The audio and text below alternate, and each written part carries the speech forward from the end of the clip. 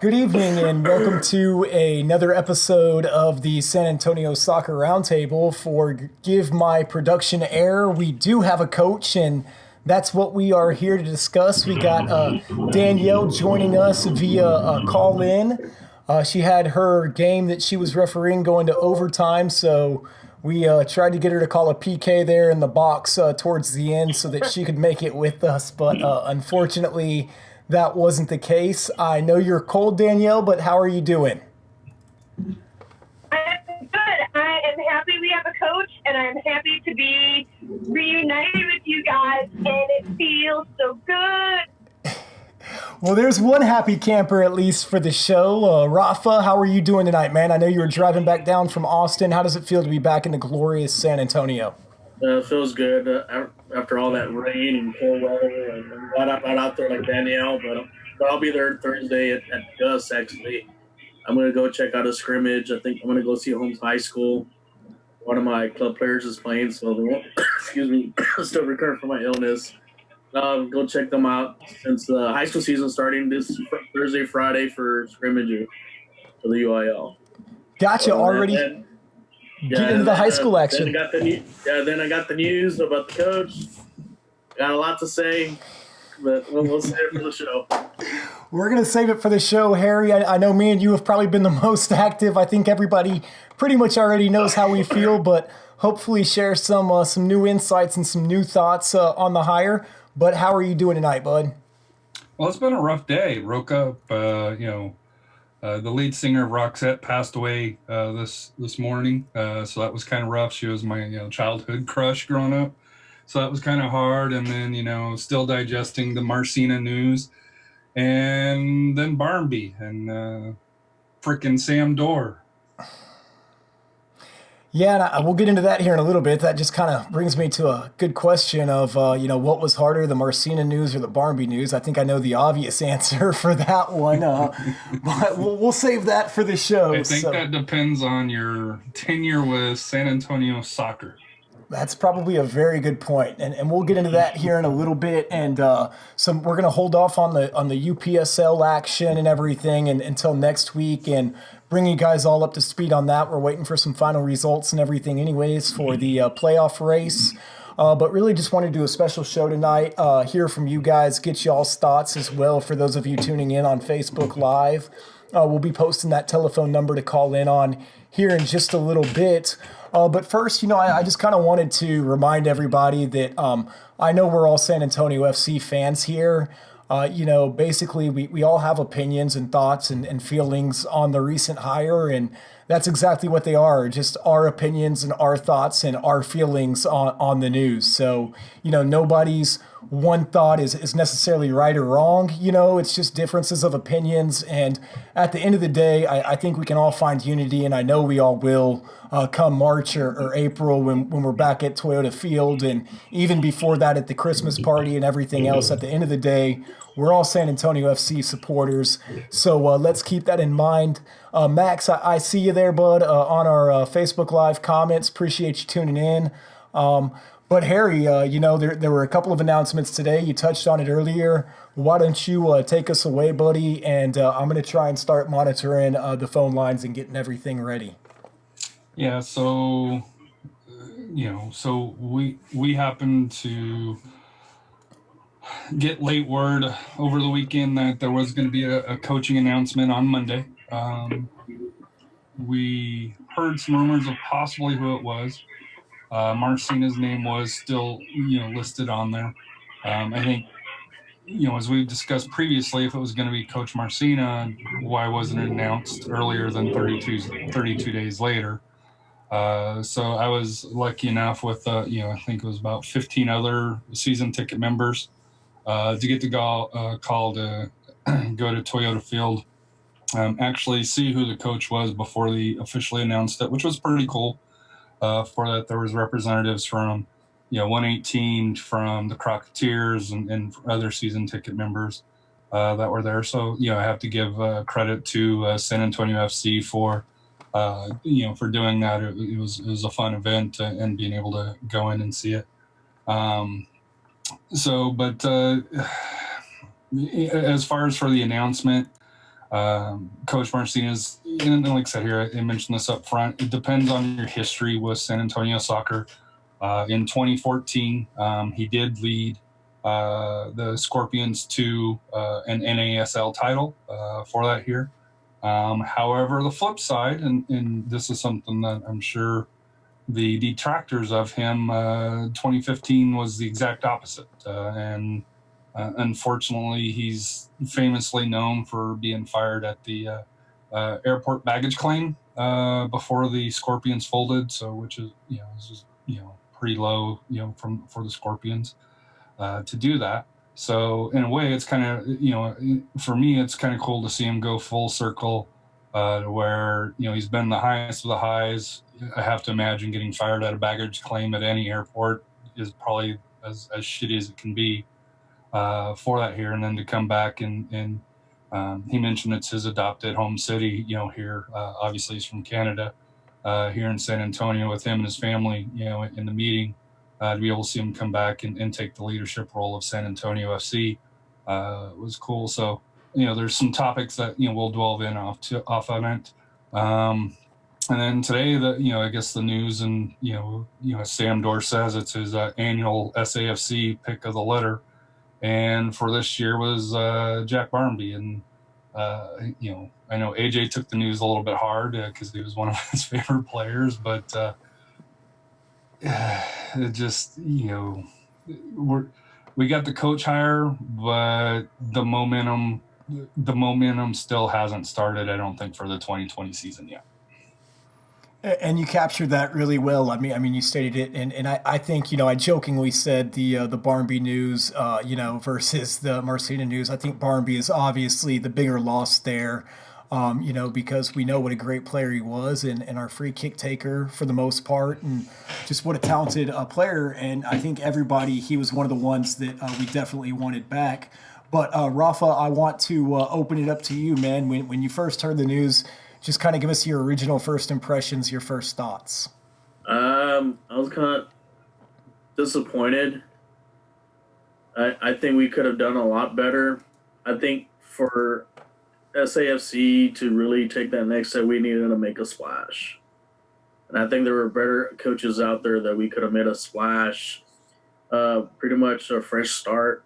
We don't need to go back to 2014. That's in the past. That was a good time, but I think we needed fresh new blood from top to bottom as far as the staff, and see where it goes, and I think to me it's kind of a regression. It's nothing personal, but for me it's more of a regression of just trying to live in the past, not be proactive and roll the dice. And there's a reason why Phoenix is rolling the dice and they're the top dog in the Western Conference, even though they didn't win the championship.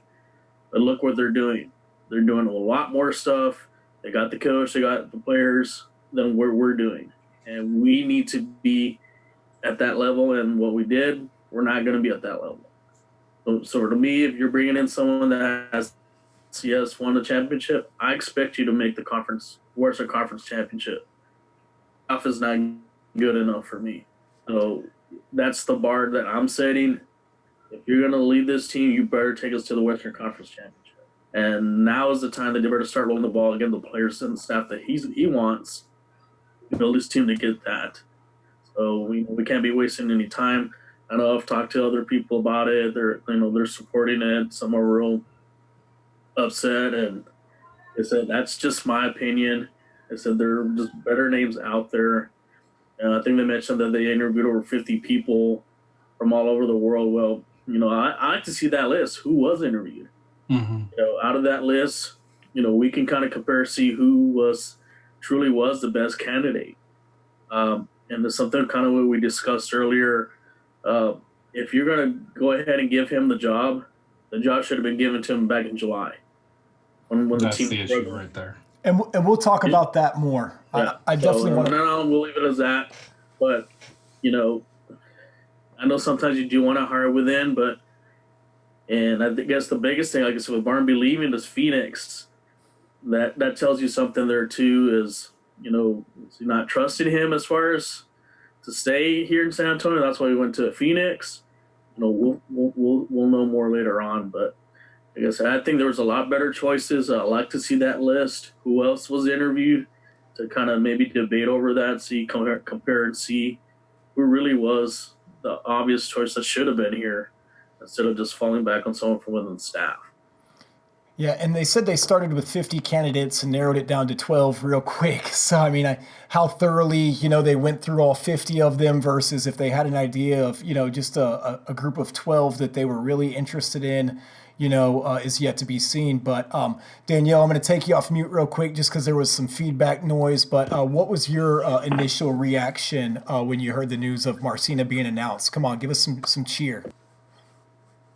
So, honestly, my reaction was, I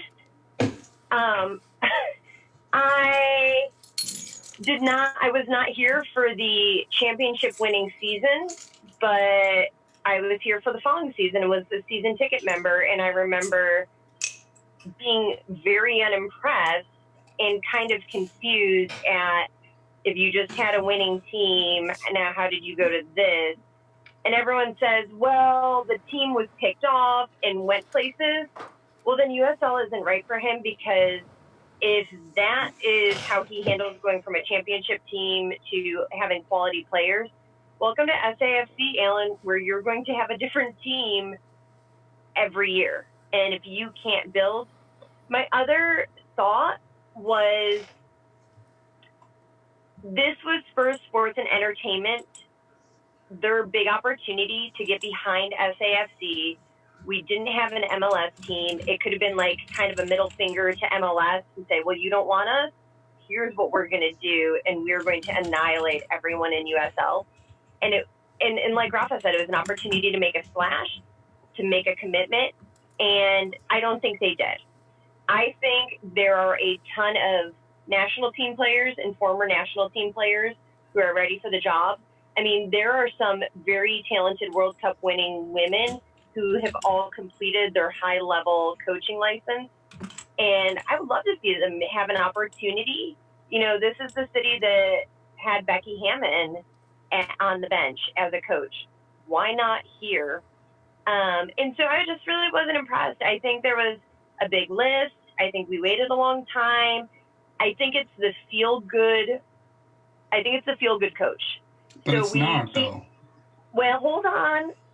I'm going back to my ex-boyfriend analogy.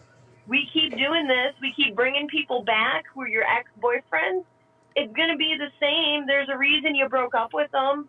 I said it about Forbes, and I'm going to say it about Marcina, and I really hope it's only a one-year contract, because honestly, if he doesn't produce in the first year, I think you get rid of him. And I am completely in the camp of I want to wait and see. I want to be proved wrong. I want to see an amazing, dynamic team. But I'm kind of, okay, we got a coach. It's going to be another season. Same as last season. And I think that's a great point. Max mentions that, and Harry, it looks like we got our first question on here in regards to Phoenix Rising and their possibility with the MLS bid kind of still being open. Do you think that gives them a little bit more room to be more ambitious versus San Antonio FC now that we kind of know, no MLS team anytime soon? No, I don't think so. I think with their new ownership and the money that they've got behind their ownership, do they want MLS? Sure. But they're also in a position where they're drawing, 6,000, 6,500 max and overflowing their stadium. I know Sam has talked, Sam Doors, talked about that they're going to be expanding it. It wouldn't shock me that they could get 10,000 in there. And as an ownership, if you're making $10,000, you control the stadium rights. Do you really want to, do you need the pay the $300 to $500 to $600 million to get into MLS? And that's that's, and I know that's going to be a discussion for another time frame than tonight, but no, I don't think Phoenix, and MLS is related or not. I think they've got the money. They're willing to invest the money. They know that if they put that attractive style that they do, it draws. And, hell, they won 20 in a row this year. They were on national news. Their brand, I think I saw as far as like social media tweets, they're above at least half of the MLS teams. Why do they need it if they don't? Just, if you do it right, you can be very successful as a D2 team. And you mentioned it. Sam's kind of said before on social media, they're all in on USL. If the MLS stuff comes, great. It's not their, it seems like, primary concern. Their primary concern is winning now and winning in the league that they're in. But I think Danielle brings up a great point. I think expectations are really high. I think them announcing Marcina as a fan, nothing's really changed as far as what our expectations are for the following season. I don't think he's going to get that year to build like, some other situations might warrant, where the fans are willing to give him some time to build his team. So I think that's a great point, that expectations are going to be high, right out of the gate here. There's no honeymoon with this hire. There is none. He's got to come out. And I'm going to say this, and I like Tim Holt, and I think he's done a lot of good. But, I think his job's on the line as well. You have to hit this out of the park if you're going to do it. And I haven't said this before, but I think this throws Darren Powell completely under the bus. If you're not changing anything other than replacing Darren Powell, you're promoting the guy underneath him. That tells you everything that they think, that the problem with this team, because the players are going to fluctuate. You're going to have your core players. I think we know there's going to be some core players here, but I think they think at this point here that it possibly was, well, I'm not going to say possibly, that they think it was Darren Powell is the reason why, why they did not make the playoffs. That's the only explanation that you can have. I like Alan. I personally think Alan's going to do a great job. I think he has, a higher potential than what you do, Scott, at least, what you posted, on social media. But he has no honeymoon period. If he gets off to a slow start, and to me, the biggest miss here is there's no opportunity for a bump, for excitement for SAFC with the new coach. That's gone. Yep. So the season ticket members or season ticket representatives are going to have to work twice as hard to get, number one, to bring people back in. But number two, you're not going to get that little bump, like UTSA is getting with the new hire, that they had, that's got glowing reviews. They're going to get a pop going in. SAFC is not getting that pop. Well, and I don't know, though, because I kind of see where Danielle's coming from about the feel-good story, and I think the feel-good story comes for those 2014 Scorpion fans that haven't really been coming to the San Antonio FC games, because you look at the comments on social media and everything, and everyone that's excited about the hire is excited because they're thinking back to 2014 when he won the championship for the San Antonio Scorpions. But to clarify just a little bit, it's not that I think that he's not capable of being a good coach. It's that I think that there were other coaches out there that maybe had more upside potential, that were equal. Like, I know it, I've said it before, but Matthew Barnes, when you take and look at his resume and the number of schools and the number of programs that he's worked with versus Alan Marcina and his Des Moines Defeaters or whatever they were that he coached. I mean, he's coaching in the PDL the last 2 years. So what has he done in the last 2 years that's warranted coaching at a USL championship level? And you said it yourself that last year, Coach Powell, the USL's passed him by in terms of how competitive it is, in terms of how good the players are. So how does a coach coaching in the PDL now surpass Coach Powell in terms of his ability to coach at this level? I also want to add onto that is I was expecting more in his press conference, and I really think it fell flat. What's your strategy? What are you going to bring? What are you going to do differently? And I felt that the clips that SAFC posted, it was, he's here for the community. He's here for the supporters. And he kept saying that. And I'm like, minor league. Number one, you've been here for a year and a half. Have you been to a tailgate, can you name the supporters groups? Hey, I've been here. This is my home. I love the Crocketeers. I love Mission City, 210. I love what everyone's doing. Like, to me, it was a very bland, like, hey, I want to win and I love our supporters.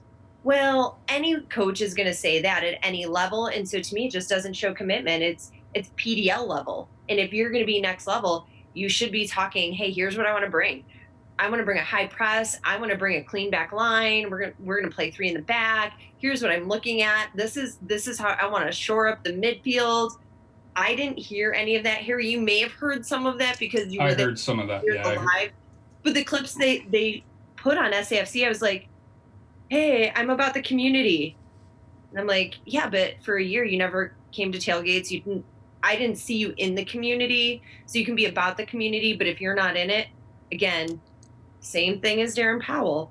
So I agree. It's kind of like, and the USL is moving so fast every year that I think that if you're not changing and adapting every year, and I agree with Scott, what have you done for me lately? There is no track record. People say track record. That means he should have a recent record of past victories, but we can't live in 2014. It's going to be 2020. We're looking at a 2020 season. And I agree. I think that there were probably better alternatives out there. Winning covers a lot of things. Mm-hmm. That's so very true. We'll see. Winning covers a lot of things, Coach Marcina. So if you do that, I'm on the Marcina bandwagon. So I'll get a jersey. Go ahead, Rafa. Yeah, I mean, there was a coach out there that's available that's won 2 USL titles and that's had experience. Why not him? Connections with Holt too. It has connections with Holt, so why not him? That you bring him in, that's a splash. Yeah, because he got a winning pedigree, and I'm sure we're going to be excited to him be part. And I'm sure he's going to reach out to the fans and reach out to because he's got to build that relationship. I think going back to Danielle said, I think he's just taking us fans for granted because of 2014, and you can't live on that anymore. And if he's banking on having the bandwagon fans that didn't continue on from the Scorpions to SAFC, and think, oh, well, we're going to win the championship this year. I don't see that happening. I will say, during the season ticket, the before they announced it here, Marcina did mention he wants to play more attacking, more pressing, more organized, in the back. So I do think it's going to, he did mention that there. I think one of the things that caught him and also caught Tim Holt, because Tim Holt was also in there, is, we had a member, from 118 in there with Thomas and the Crocketeers, and Chris from 118 was there, mentioned how the lack of acknowledgement from the team to the supporters. And I think what the great part about it is there was another season ticket member that sits right behind the bench that also mentioned that as a team last year, we're like Jenny and Mike Check said, they would not really acknowledge, they'd keep their heads down, they wouldn't acknowledge them. So I think that's a reason why he really emphasized, hey, we're here for the community, we're here for the supporters, because in that welcoming meeting, the first 2 questions was, hey, how involved are you going to be, or how involved is the team going to be more interacting with the fans for that here? So I think, to be honest with you, I think both him and Tim Holt were kind of caught a little bit off guard on just how serious that is, to the fan base of, hey, it's, you do what Phoenix does. They go into their supporter group as a team and you clap, and it's as simple as that. And not Phoenix, though. It's every single game I watch. But that's the one that you see, English right? Premier League, the entire MLS, the entire NWSL, and every other team in the USL comes over and at least does a, hey, thank you fans, thank you visiting fans. We don't even do that. And we'll get into that more, guys. We're going to have lots of time to talk about it and give our thoughts. I do want to open up this phone line that we got working, though, because we got people watching here on Facebook, and I want to hear from them. So I'm going to go ahead and throw our phone number up there on the live stream, and we got one line. So whoever calls in first, you'll be on the San Antonio Soccer Roundtable. But until then, who's going to be the first? Who's going to be the first? Our hands, don't everybody call it once. We have stickers. But no. Stickers? I want stickers then. Danielle's like picking up her cell phone right now to dial in herself. Scott? It's like caller 8. Caller 8. But caller no. 8 gets a sticker. I mean, I feel like it's the safe move, you know, and like Danielle said, you know, results are, and there it is.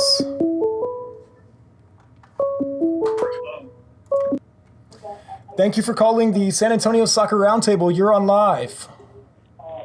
Hey guys, how you doing? John Rexroth with Samba. Hey, Coach Rexroth, the first caller. Yeah, I'm glad I got through. Let me tell you something, man. You guys are really going off tonight, so I had to pop in a couple tequilas and a couple beers so to calm myself down because I'm going to go off on you guys in a little bit. So I'm really mellow right now, so we should be okay. I just want to touch base on Marcina, guys. I hear you. I understand where you're coming from. I mean, I want to give you guys two different point of views here as a owner of a team. Obviously, not as high level as SAFC, but as an owner of a team and you know, as a coach. Going as the owner of a team, I probably would have done the same thing. I mean, I did mention to you guys when I saw you over the weekend that Marcina was my pick. Marcina was brought in from Oklahoma when he was out in Oklahoma a few months back as a director of academy.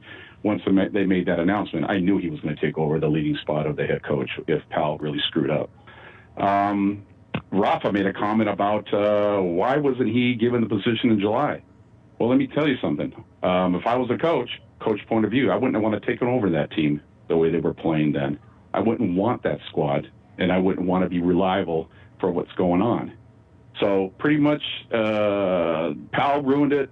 Marcina came aboard. They're banking on probably the same structure that Scorpions had back in 2014. I can understand. We all know that the support of the fans showing up has been diminishing for SAFC. A lot of tickets have been given out for free. You know, they've been pretty much lying about how many people have been in their stadium and stuff. So they probably say, well, we want that community. We want that fan base back. So I can understand what Danielle's talking about there a little bit. So as far as that banking on, but listen, guys, you cannot go against a coach who has brought a title to the Alamo City first before those two other coaches that took over. Mm-hmm. You know, how can you argue with that? This is the only coach that has given us a cup to raise. You know, he was an assistant coach for the Scorpions, took over, cup. You know, situation here, they're probably banking on the same thing for the SAFC. Let's hopefully it happens. Let's give this guy a year. Let's see what's going to go on before we start castrating him and you know, throwing him under the bus and stuff. It's hard, man. It's not easy. I want to touch something about Rafa was saying. You know, where's that list?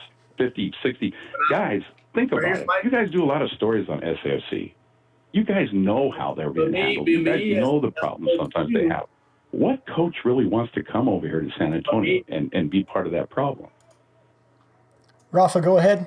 What I'm going to say is this. Me being also a coach. You guys there? I took over a team halfway. Yeah, I'm here. Me taking over a team halfway through the season. But they needed to change. I took over a team, and I took that team over. And I took them to a championship.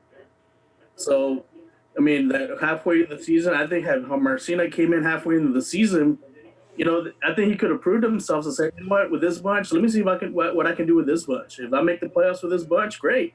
Then I have something to build on for the next season, and the fan base can be a lot more exciting about that. I think that's what should have been done, because that would at least kind of give us an idea. Okay, he's either the right fit, or he can, you know, at least got us in, you know, through this crisis, and then let's take this to the next step. That's where I think it should have been done. And I think, if you're that person and you're on the bench and you're the assistant coach and that job's offered to you, you want that shot. If you're a competitor and you want to be the head coach of a USL championship team, you're not going to turn it down halfway through a season because, you're worried about what the results might be before the end of the season. I think what kept Coach Powell on last season was the fact that they were so close to a playoffs that the playoffs were never out of reach for them. So there was never really a need to necessarily change head coaches, and they were going to let Darren Powell finish out the season to see what he could do and see if he couldn't make a playoff run. No, I agree with that. I think that's pretty much what was going on, and I think Marcina, his days could be numbered. Only 1 year contract. I mean, let's see what happens. But if this guy gives us a positive result, we advance bigger than what we did in the last season. I mean, everybody is definitely going to jump on the Marcina wagon again. So absolutely. I mean, we've been always complaining about, hey, we could be a better team. How come we don't have this player? How come we didn't sign that player? I mean, it's always been about money, stuff like that. So I can't say. We don't know what Marcina is being paid. We don't know if he, like you guys put up that picture, like a bargain basement coach. I mean, come on, guys. I mean, we don't know what's going on over there. Let's just wait and see. The ball hasn't even been on the pitch. There's nothing going on yet. I mean, the season doesn't start till March of next year. Absolutely. So let's just wait and see. I know Harry's going to probably, chew his nails till then. I know he's probably one of the worst critics out there on SAFC, but no, it's not. I'm just giving my opinion as a coach and as an owner. I mean, I don't follow SSC too much, but Marcina's a good guy. He's a good coach, and let's hope he can do it. I mean, I'm pro Marcina. I mean, this is a guy who brought in my son at age 19 to practice with the Scorpions for 6 months. I'm always going to be loyal to this guy for what he did on our end of the family, but if he's a rotten coach, I'm definitely going to, you guys know me, man. I don't sugarcoat this. He's either black or white with me. You know this. And Scott, it's all about the players for me. You've said that, and you've recognized that it's all about the players. And if this guy does not produce for these players, he's gone. And I appreciate that, Sean, and thank you for calling in and everything. I'm going to give Harry a chance to respond, but we love hearing from you, and thanks for calling in. All right, take care, guys. Have a good night. All right, you too, buddy. Hey, thanks. So, two points from John. The first one, I think out of all of us, I've been the one that's most pro Marcina.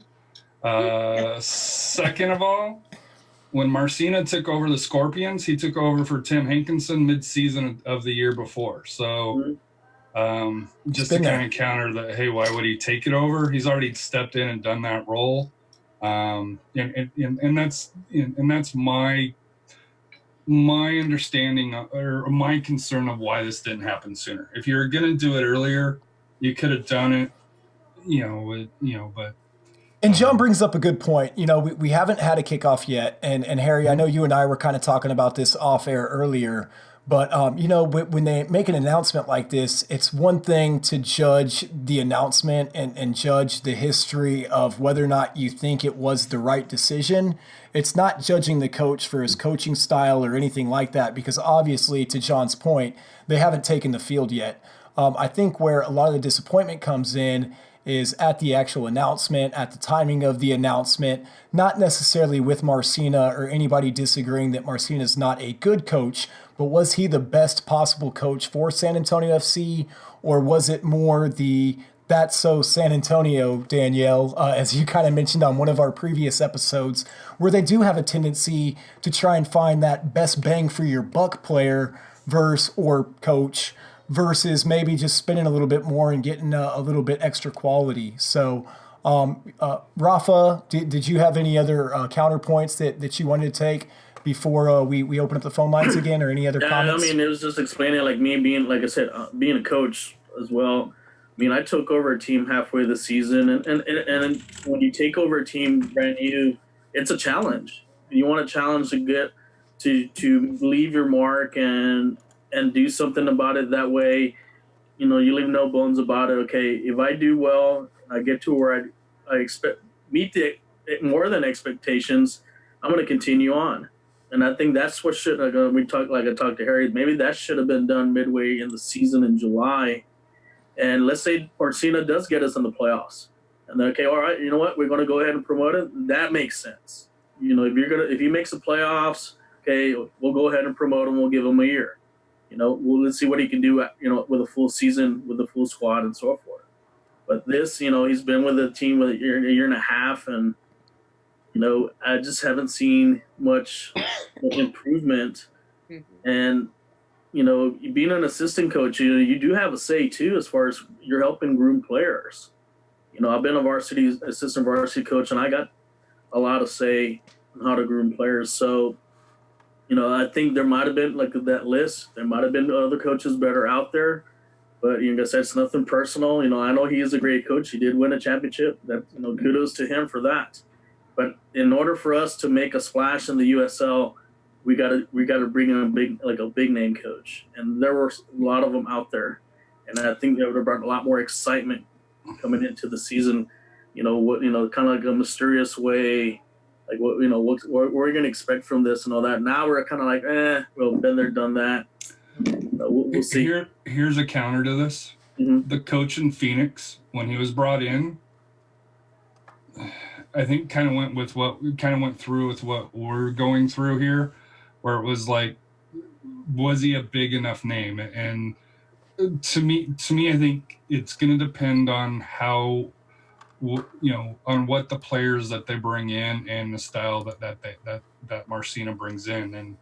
And to me, if you get the budget, going back to the Scorpions years, if you get the budget of 2014 and you can go out and get, top tier players, and you got the depth in the roster to be able to overcome injuries and cards and that type of stuff, I think Marcina can go far.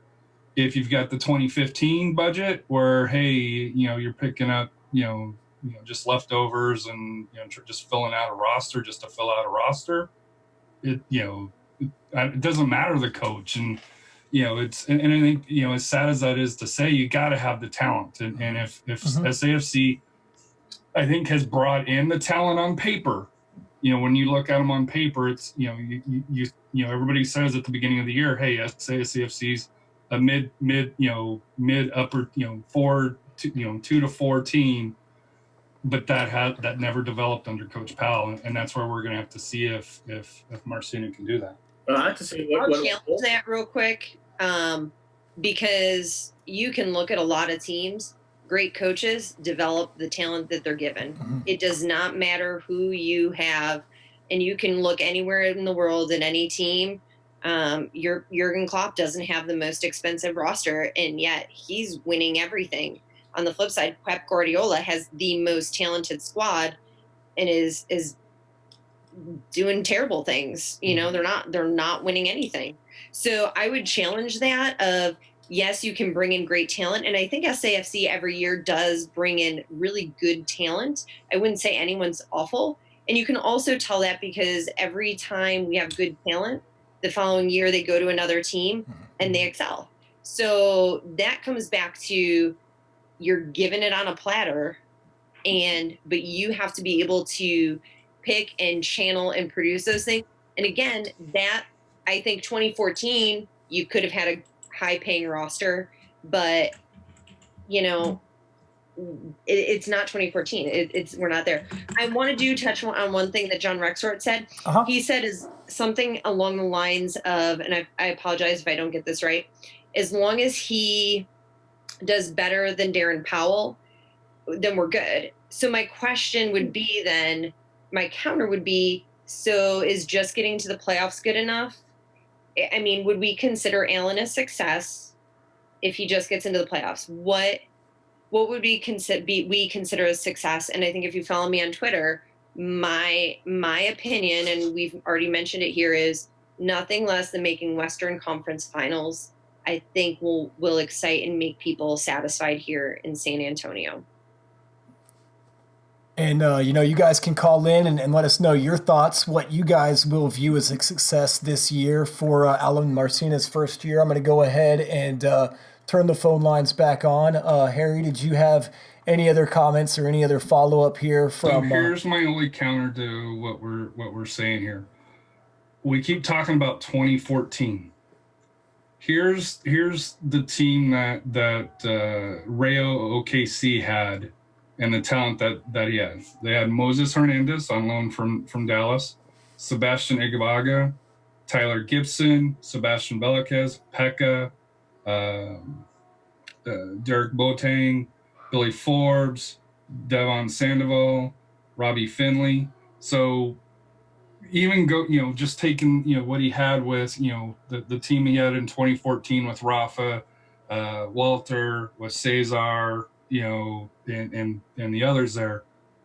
If you look at the history of his rosters, he's able to bring good players in. Now the question is can he, will he have the budget to bring in with who he wants to bring in? Because his history says he can bring in players, which I think is an important part of the business as well. And don't forget, he brought in Pirano. Yeah, but what's also important is what Danielle said. You got to learn how to develop players, and that's what not happened as far as the last couple of years. Now, caddying wise, that's different. Different there. But who's it gonna be? Who's it gonna be? Thank you for calling into the San Antonio Soccer Roundtable. You are live. What's up, guys? This is Royce, a.k.a. 6 Tweet Under, or Royce the Voice. How are y'all doing tonight? A.k.a. Royce the Voice, longtime listener, first-time caller. Scott's nemesis online this week. Man, so much negativity. Come on, man. Be positive. I can't. I've been a San Antonio FC fan for the last 4 years. Well, Darren's gone. That's what everybody wanted. And now we got a new coach that apparently they went through 50-plus candidates to get, and they weeded it down like everybody wanted. They didn't just pick, the local high school flavor of the month or anything. They got a professional coach that's been around the world that's brought a championship to San Antonio, and all I hear is doom and gloom and, we went the cheap route. And come on, guys. Come on, Danielle. Come on, everybody. Everyone should be excited. So other than the 2014 championship, tell me what it is about Alan Marcina that has you excited. I got 4 words. 4-man back line. Number 1. I don't want to see a back 3 anymore. I think Alan will be sensible. I think he's going to deploy a 4-2-3-1 or a 4-1-4-1 like he normally did during the Scorpions days. He knows a lot of the coaching staff very well. He knows a lot of the players very well, i.e. Rafa. Obviously, Christian Pirano, he brought that talent to San Antonio. He definitely gets credit for that. He seems like one of those guys that you want to run through a brick wall for. I don't know if Darren was exactly that kind of personality. He may have been. I didn't know him behind closed doors, but it kind of seemed like he was more of the thinking man, more of the tactician, but he could have been a fiery guy. Alan, like Danielle brought up earlier today, is known to get a card or two. He's a very fiery guy. Or more, Royce, like every game. So, I like that. I really like that Juan La Madrid and Nick Evans have a lot of experience with him. And I also like that he has a lot of experience with, the Menace and with the youth side. And that's really going to help San Antonio with their vision of integrating their academy with their first team. So do you think that's a positive, though, for a USL championship team to be integrating their academy more with their pro team? I know Gallegos. Well, I know Gallegos kind of worked out a little bit last year. Obviously, Leo Torres got injured, so the body of work isn't really there to evaluate him. But looking around the league is I hate to keep going back to Phoenix Rising like they're just the epitome of what a club should be. But do you think having more academy players involved in a USL championship team is a good thing? I'll say for USL, yes. For MLS, no. And that's because in USL, you can reap the benefits of those players. You can sell them off for money. Obviously, from a business aspect, that's a really good thing. At the same rate, if you have an Ethan Bryant go to a Belgian 2 side, if you have Leo Torres being looked at by who knows who from overseas, because in USL, you can still sell a player and that team gets the fees. USL doesn't get any of it. Obviously, MLS, it's a whole conglomerate, so all of USL makes money off whatever player is sold. And I So I get think the that's a good business thing. side of it, but I mean from Yep. a fan's perspective. Okay. From pure fan perspective, Mm-hmm. it makes it a community. I mean, how overjoyed were people when Ethan Bryant scored his first goal? San Antonio kid scored his first professional goal, that crazy shot off the crossbar. How crazy did the place go? How crazy did the place go in the U.S. Open Cup game? Whenever that goalkeeper from Lee High School, whenever he made those big saves. Joey, we were just talking about him earlier. In that Open Cup game. It's a city thing. It's a San Antonio thing, and they really try to make it a San Antonio thing. Now, Phoenix has a great thing going.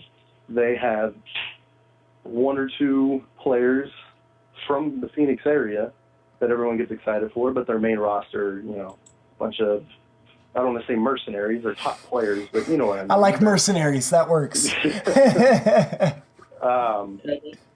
But what about teams like that's Louisville? what you have in Phoenix. Yes, it's successful, but at the same rate, if you can be successful while implementing those kids, that makes it just that much more sweet. But I mean, kind of, let's go back from there. That's just kind of SAFC's vision. That's Spurs Sports and Entertainment's vision for SAFC is, hey, we have this academy, we have all this talent in the San Antonio area. Let's capitalize on it. So, and that's why they're putting so much money into it, and that's why they're justifying it. Is hey, it's a community thing. Go ahead. Sorry. No, you're okay. And I don't know if you'll be able to hear Danielle, but Danielle has a question for you, Royce, that you should be able to hear there on Facebook. So my question is, and it's been brought up to me several times. Yeah, I can't hear. I could just hear you, Scott. I can't hear Danielle. Can you relay the message? Of course. Hang on just a second. Okay. You ready, Scott? Yep. So it's been brought up to me several times on Twitter that Alan brought Christian Pirano in. I would love to see the correlation between being a good recruiting coach or a technical director and a head coach and executing that on the field, because those are two very different skill sets. So Danielle wanted to mention. Make the believer. Danielle wanted to mention that with the credit that Marcina gets for bringing in Christian Pirano, do you think that the skill set of being more of a recruiting, like an assistant coach, how does that tie over to being a good head coach with the different job responsibilities and everything else? That's more of talent recognition. Now, a problem we ran into last season was the disappointing performances of a Johnny Fenwick or a Pascal Abusi. Now, Fenwick is a kid. I know he just came out of college, and that may just be one of those growing pain things. He may grow into be a wonderful professional. He just kind of had a disappointing season with a couple disappointing performances. Pascal Abusi, kind of the same thing. Young kid, has a height, has a physicality, just made some unfortunate decisions last season. And it's all about that. When you're in the USL, and especially when you go to like the MLS combine, that's one of the things you're going to look for is that talent, to say, hey, that guy looks like he has it. He has that it factor. And it takes a special eye, whether it's a scout, whether it's a coach, whatever, to see that. And obviously he saw that in Christian Pirano, and everybody that follows USL in the country knows who Christian Pirano is. And that's a big thing. And he's just a 19-year-old kid from Argentina that Marcina, I guess, saw, gave him a chance. And I mean, God, I cannot stop playing that Travella, that outside of the foot chip over the goalie. Oh my goodness. But yeah, that's ridiculous. Well, But Royce, I also think I just want to thank you for calling in, buddy. And I appreciate the phone call, man. Thanks for watching and listening and everything. And I appreciate the insight. For sure. And real quick, just as a closing factor, yes, sir. I know Harry just pointed it out, was the Phoenix Rising thing. I mean, Phoenix has a top roster. I mean, Solomon Asante. I mean, they've taken all the skill guys from San Antonio, including Jack Barmby. Jack will miss you, but not so much when you're here and when we play you all the way. but it just seems they're just accruing all the talent that they possibly can, like Billy and et cetera, et cetera. And who's their coach? Their coach is a guy that they got from FC Tucson. It's not some big name guy. They didn't go out and get, the MLS coach that couldn't find a job anywhere. They didn't get an international guy. They just got the guy that came up in their system, who they trusted, who they knew, and he's been very successful and he's been great. And Alan Marcina is kind of that guy at the same rate. Well, that's yet to be determined. So, if he can win a couple of Western Conference, that's exactly right. And like I said to Coach Rexroth on Sunday at the Runners game, I don't think you can judge a coach until after you've kind of seen his body of work. And so at the same time, we can again judge the hire, judge the decision, judge the timing. But we're going to have to wait and see kind of where the rubber meets the road. But, Harry, I'll go ahead and let you. I know you wanted to respond. Yeah. So, to me, as far as to kind of help, in my view of answering Danielle's question, if you in the game of soccer, and maybe Rafa can expand on this, with my limited experience here, the more connections you have to be able to go find those hidden gems, especially to me, I think there's a lot of talent in Central America and South America to where if you could start to open up that pipeline and you can develop that history through there, you could, not that I want SAFC to be a feeder team, but if you could have them come here for a year or two and you can get one or two Piranos, every couple of years, to me, I think that only makes your club better. And I think you have to have those connections. And I don't know if Coach Powell had those with his experience, because it's, at least how I felt at the end of the year, it almost seemed like that Marcina was driving the bus, even though he was the assistant coach. Because how many Scorpion players did you have out there? It felt a lot of 2014-ish, with Walter, with Billy. And I know Billy, Billy wasn't left. there for the last part of the season, Harry. Harry, you got to let that one go. You got to let it go. There was telling you. left, and he didn't contribute for the last season. Rafa didn't play either. Rafa played at the end of the year, last few games. To the end. God bless. I could have played if they were opening up for everybody. But he played. He got some minutes, but didn't do much. So. He did. Rafa was one of the better players when he was playing towards the end. Yeah, those players made job. Sorry, Harry. Well, they're old and they shouldn't be back, but right. But if Rafa wouldn't have been there, we would have been, instead of one game out, we would have been down below RGV. We might have had someone else because we would have had some money opened up for someone. Instead of Rafa's contract, that could have played all year. Like, I love Rafa. I love me some Rafa, but are we doing things to factor, or are we doing things to win games? And sometimes, that's the issue. They weren't doing things to win the games. There's no dispute. Here's another question coming up to this season. I know they want to give them a chance and all that. The biggest problem we had this past year was the roster. Look at the depth we had. We had no depth. All the injuries, all the cards. What's it going to be the big difference for him to succeed? What is Hope going to do for Marcina that he didn't do for Powell? And that's the biggest question coming in. He's in the biggest one right now. We lost one of our key players to Phoenix. But if you look at the flip side, look at Louisville FC. Look at how they've made the finals 3 years in a row. They basically developed their players. Yes, their assistant coach took over for JOC, but you see they've been the consistent team out of the Eastern Conference. Mm-hmm.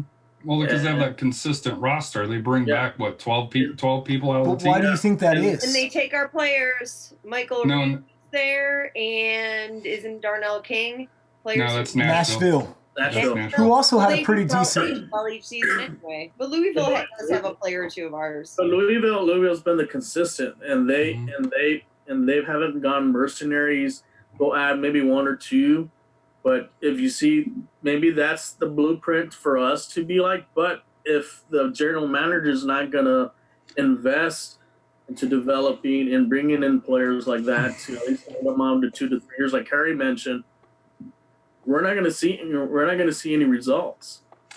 But I think with Coach Powell, at least my understanding, the rumors I've heard, is he wasn't a very players-friendly coach. From my memory of Marcina, and I was trying to go back and see if I could find some YouTube videos or notes and stuff like that. I think he's more of a player's coach. So I think, you can see where Marcina goes. There's players that travel with him. With Coach Powell, there wasn't that, there wasn't that, hey, the players are going to back with the coach no matter where he goes. And that's why I circle back to the start of the conversation here, where I think SAFC come to the end of last year realized that it was more on Darren Powell and possibly even the players that they brought in. So, and I love Darren Powell. He was great with my family and the kids, but there was something amiss with all. There's turnover in the league, but there shouldn't. For SAFC, for a team at supposedly at the level that they are, you shouldn't see that high of turnover, in my opinion. Well, and I think, though, Here's too, that another some of thing. that's front office. That can't all be. I don't think all those players left just because Coach Powell was the coach. Oh, I think so. Look at Sonny and look at Didic. Look at Sean Chin, who left to go get more money. Look at Billy Forbes, who left to go get more money. Look at Michael Reed, who left. So you can't tell me that it's all on Coach Powell, because that's why all the players are leaving. So the other thing, talking to front office staff at the beginning of last season, and this is where Harry, you talked about let's go buy big name players. The problem is, and you may correct me if I'm wrong, if USL has a salary cap, if SAFC says here's your pot of money for players, if you want those big names, you're going to spend all your money on 11 players and not have depth. So you have a choice with your roster money, and that's what they did last year, is bring in big name players, but you're going to have less depth. And that's where, if you're telling me that that's what Alan Marcina needs to do to win, then you're not going to have the depth, you're going to have the injury problems, and we're going to be back in the same boat. But it goes back again to, if you're a great coach, you're going to be able to take, hey, I'm going to take this college player, I'm going to take this youth player, I'm going to fill in these pieces and make it work. Well, and what makes playing for a coach fun is winning. Lance Lang and Amir Didic, the two players that they brought in, I don't think they finished 10 games between the two of them. I don't think they started 10 games between them. That's the issue. And I'll agree with that, and like I say, unfortunately, the contracts are all undisclosed and everything, so, you can hypothesize all day long on that. But, Louisville's obviously bringing back a group of players, and like I said before, part of what makes playing for a team fun is winning. And when you're not doing that, then every single little thing starts to annoy you. And you saw it with Chris Tierpak when he blew up and stormed off the field and went to Austin. But I think that the one other thing that we have to consider is we still don't know who's coming back. I mean, we saw today Jack Barmby leave, and I think the timing of that's a little odd. If Marcina's supposed to be this player's coach that everybody loves, why after they announced Alan Marcina as the head coach did Jack Barmby leave and go to Phoenix? Yeah, but that's in the works. The contract's in the works, but he didn't sign the actual letter and say, I'm going to go, until after they announced who the new head coach was going to be. I agree. He didn't put together a contract in a week. I think that was done prior to that. And I've heard SAFC does have some players in the pipeline. I don't know who they are, but I do know that. I think he's going into the coaching staff. Yeah. And if you watch the video, he's working with Pirano. I think he's going to be added to the staff. Maybe that's a positive out of that. because I think Rafa's probably the one that's going to be developing Pirano even more, and just so the experience. But if you look, I think also the biggest problem we had last year is Paul always had a different lineup every single game, and that killed us too. Now, is Marcina going to go through the same route, or is he going to stay consistent? The same 11, or maybe I'll switch one or two, and that's it. But don't tinker too much with the chemistry. That's going to be a factor coming into this year. We just never had any chemistry last year because of cars, injuries, egos. I think that was I think it was a lot of egos clashing. And then, two of our top players had we had those two top players, I think we make the playoffs. But we can't forget this with Powell. And, once you got into Powell's doghouse, it was hard to get out. And let's not forget, Barmby was sitting for a few games where I don't think that he should have been sitting. And if you're bringing back Marcina, it goes back to, are you really making any changes? And proof will be in the pudding. And like I said here, I think Marcina is going to do well. I've gone on record on saying that. I will say I did want, James O'Connor. That's who I personally wanted.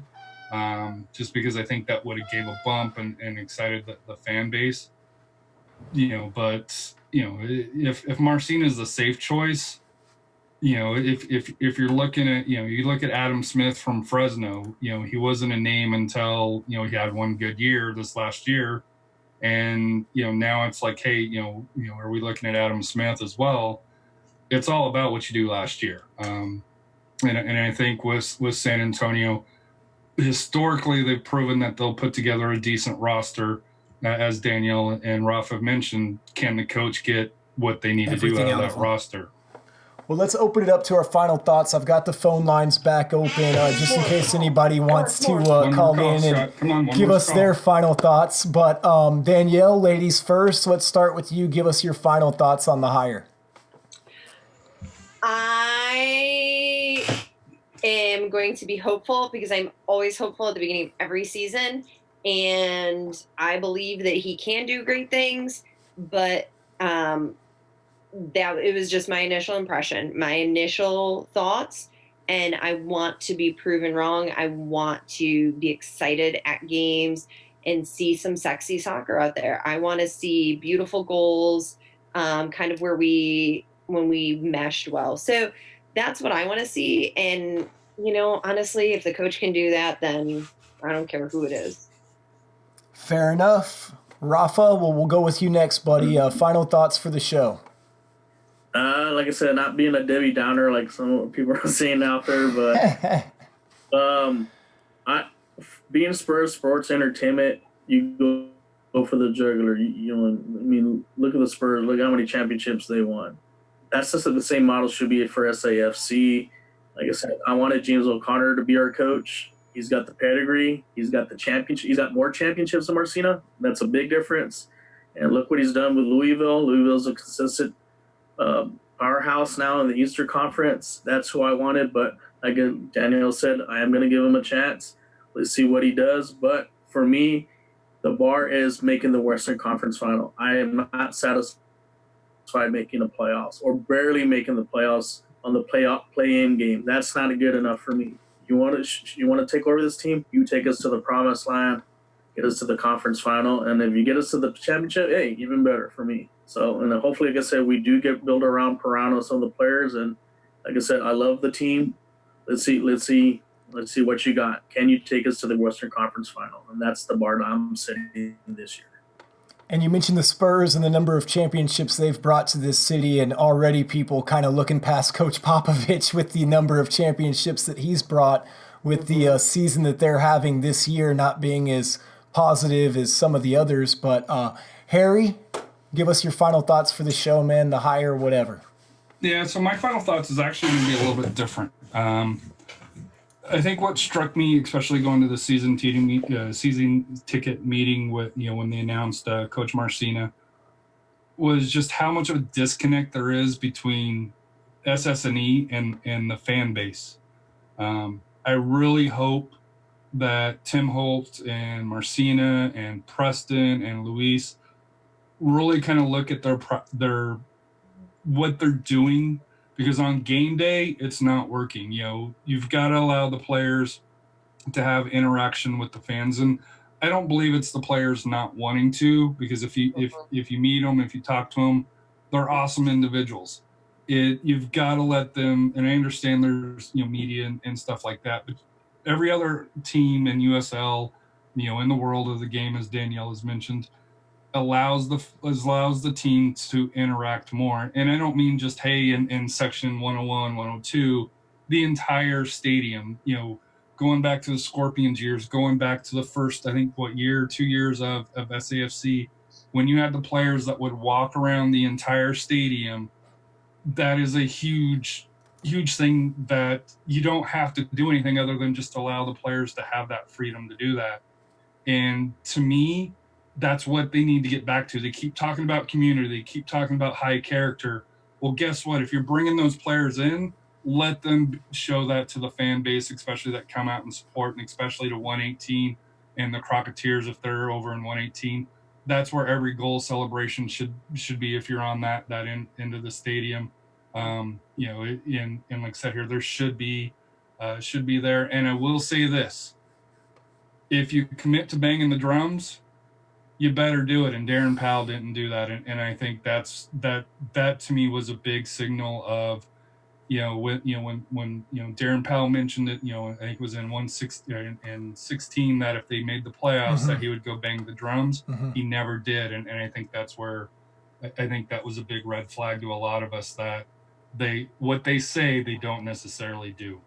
The bad juju that came from not banging the drum. You don't not bang the drum. You don't fuck with it. No, you don't fuck with the drum. And I guess just my final thoughts for the evening. If nobody else is going to call in, you got a couple minutes left. I just actually wanted to mention that my thoughts and prayers are with Brandy. She's a teacher there at Johnson who is battling cancer right now. One of my friends, Doc LaPlaca from 118, is one of her neighbors, and she's got 2 kids. And just a reminder of everything. I've got my wristband on just as kind of a reminder of what's really important. And again, like I say, definitely I feel like we should give Marcina a chance until, he does something or lack of doing something. Obviously, the proof is in the pudding. So we'll have to John, wait. I will speak up. I'm sorry, what was that? I was saying, and yes, John, I will speak up because he called me Negative Nanny. No, I think he's calling the rest of us Negative Nancy. So, like I say, at the end of the day, we're all San Antonio FC fans. I appreciate everybody calling in. Max, I want to give you a shout out. Appreciate the comments and you watching there on Facebook Live. We're going to do the phone line thing for some more episodes. So if you didn't get a chance to call in today, it is something that we're going to continue. I apologize to Royce and Rexroth, our guinea pigs, for the audio issues in terms of I never thought about them being able to hear you guys. We tested some other stuff before the show, but we'll continue to improve on that and make that experience as smooth as possible. So thank you to everyone watching online, and thank you for those of you that called in. Royce, I've got a couple of San Antonio FC coasters for you. And John, I'm going to give you a big shiny San Antonio Soccer Roundtable sticker. And Danielle, you get one too. So as always, this has been Why does Danielle get one? You got one last year, Harry. Shut up. This has been the San Antonio Soccer Roundtable. What's life without goals? Well, that's no contest. We out.